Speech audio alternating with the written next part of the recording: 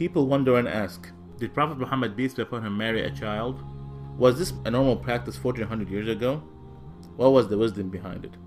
According to authentic sources, Prophet Muhammad peace be upon him married Aisha when she was 6 years old, and the marriage was consummated after she turned 9. However, it is important to understand things in their historical context. For instance, it would be silly to ask, what kind of milk did they drink 1400 years ago?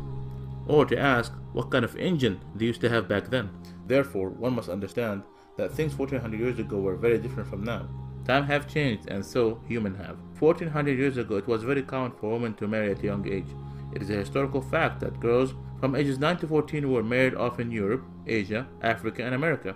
For example, St. Augustine, 350 AD, he married a 10-year-old. King Richard II, 1400 AD, he married a 7-year-old.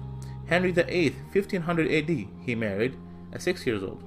Even in the Bible, it says, "But say for yourself every girl who have never slept with a man." According to Catholic Encyclopedia, Mary, the mother of Jesus, was 12 when she married 99-year-old Joseph. Before 1929, Church of England ministers could marry a 12-year-old in Britain. Before 1983, Catholic canon laws permitted priests to marry off brides at the age of 12.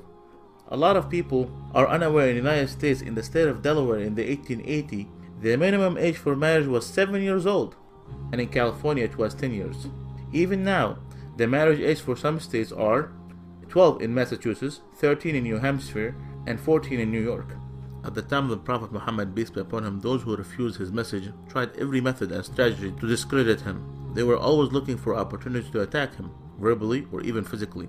Some of this verbal abuse consisted of calling him magician or a soothsayer or crazy. However, they never thought to point out or objected to his marriage to Aisha. Why? Because this was the norm of society, meaning it was completely normal.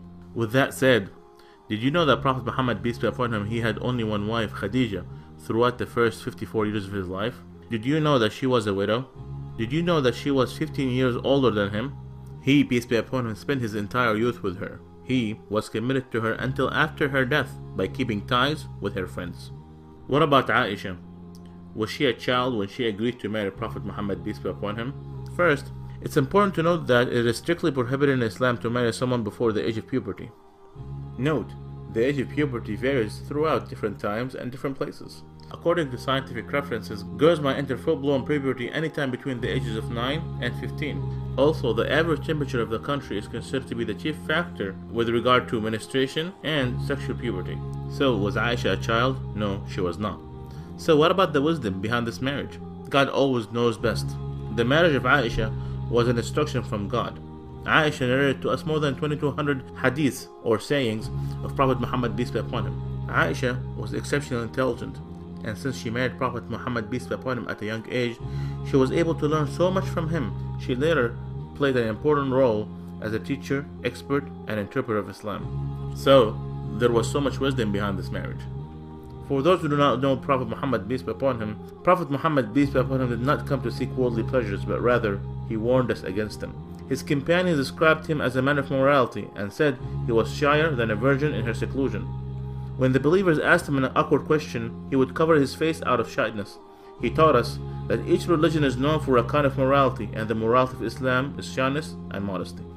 قُلْ إِنَّمَا أَنَا بَشَرٌ مِثْلُكُمْ يُوحَى إِلَيَّ أَنَّمَا إِلَهُكُمْ إِلَهٌ وَاحِدٌ فَمَنْ كَانَ يَرْجُو لِقَاءَ رَبِّهِ فَلْيَعْمَلْ عَمَلًا صَالِحًا وَلَا يُشْرِكْ بِعِبَادَةِ رَبِّهِ أَحَدًا. Say, I'm only a man like you, whom revealed to him that your God is one God.